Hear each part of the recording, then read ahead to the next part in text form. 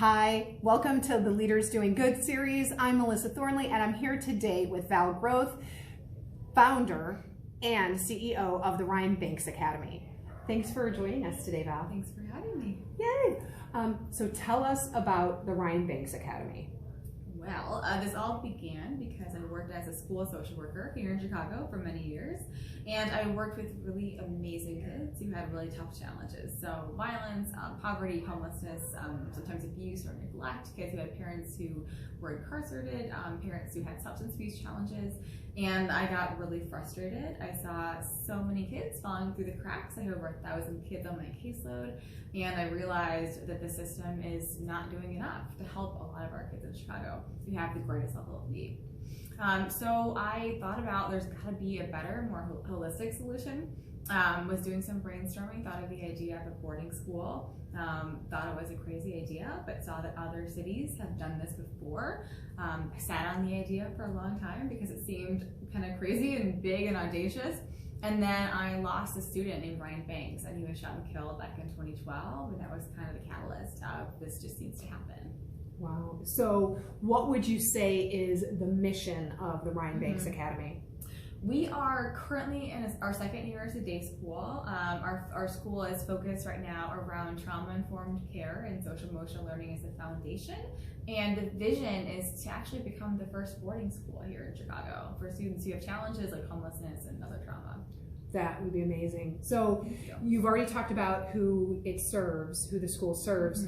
What is the distinction between having a boarding school and a day school? Like, what do you think that will do for those kids? So much. I think, when I first got started, I thought about kind of the way that a boarding school mitigates those challenges. I mentioned like homelessness. Obviously, we have such a need here in Chicago. We have tens of thousands of homeless kids. And so when you don't have a home, whether you are in a shelter, on the street, or just doubled up with a family member, you need somewhere to be safe in that stable environment. And when you don't have that, it really impacts their ability to learn, to achieve, to just believe in yourself. So that's a big part of it. But also what I realized the more I started to research the model is from an academic perspective, there is so much that can happen when you have kids 24/7. So we've seen really tremendous gains just over the last year having kids in a day school. But when you're boarding school, you have 400% more time, right? So for kids who are coming to us multiple grade levels behind, you can really catch kids up to speed. Yeah, that makes sense. I mean, the amount of time doing homework or having meals together, socialization, all of these other soft skills that might not necessarily be taught in a classroom, they'll have the opportunity to learn. Exactly. So, okay, so what do you think is one of the biggest challenges that you face as a leader and or your organization is facing? Definitely, I have to point to fundraising, and I'm proud of the fact that what we've done so far is, I think, pretty tremendous. We've raised a little over $1 million, and really just about 2.5 years is where the bulk of the fundraising came from.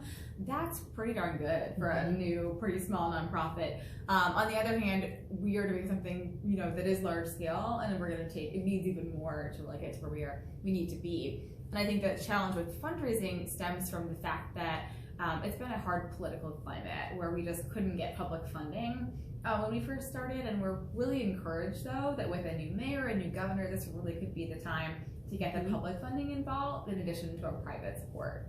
And you said earlier when we were talking, off camera of course, that you were down in Springfield and they've been doing a lot of lobbying. What is that like?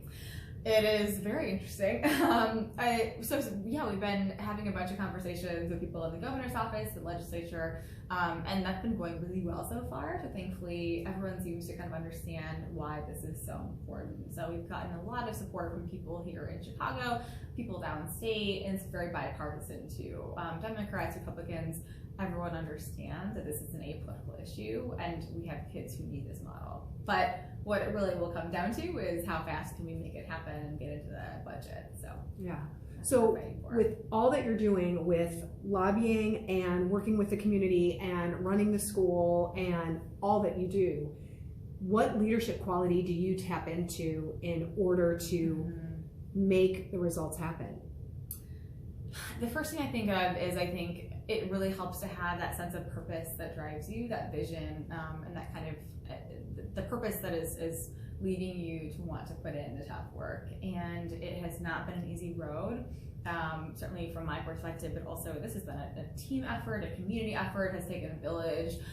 We have, our board, our team of staff, tons of volunteers and hundreds of supporters who have gotten us here. And I think it really depends on that vision and that purpose guiding you towards, why this needs to happen and why it's so important. And that's what gets me up at 5 a.m. every day, and why I want to go to work, and to work long hours and to spend my Saturdays doing this, because this is it's something we need here in Chicago. And so to me, it's not work when it's something that just kind of drives me on a regular basis.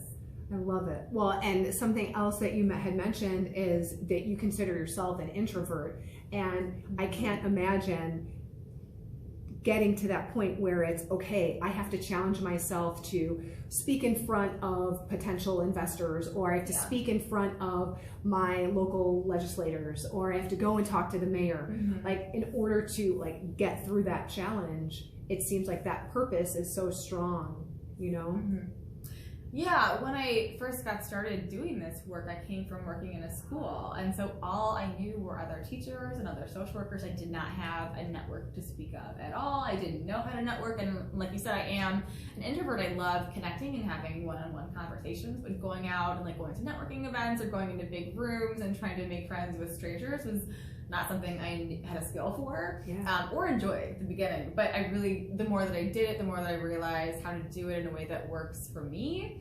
And it starts to become really fun, right? I wouldn't want to get out there and sell washing machines with, to strangers, but when it's something that you're really passionate about, like this is for me, and that there are so many people out there who have expressed an interest in wanting to get behind organizations like this, it makes it really exciting. Well, that's a perfect segue. So if people want to get behind the Ryan Banks Academy, what are some things that they can do to support the Academy? I think we've got a bunch of different opportunities. So we're always looking to grow our board, and also always looking for volunteers and mentors, either to help kind of behind the scenes or also to do volunteering projects at the school with the kids. Always looking for donations, of course, of any size. And we also have an event coming up later this spring. It's a really fun gala with comedian Jeff Garland, and so we have more info on our website. Excellent. Well, I will put that website info in the comments. And thank you again, Val, for spending some time with us. I'm so excited about the Ryan Banks Academy, how cool that it's in its day school era, and soon it's going to be evolving into the boarding school. Congratulations. Thank you so much.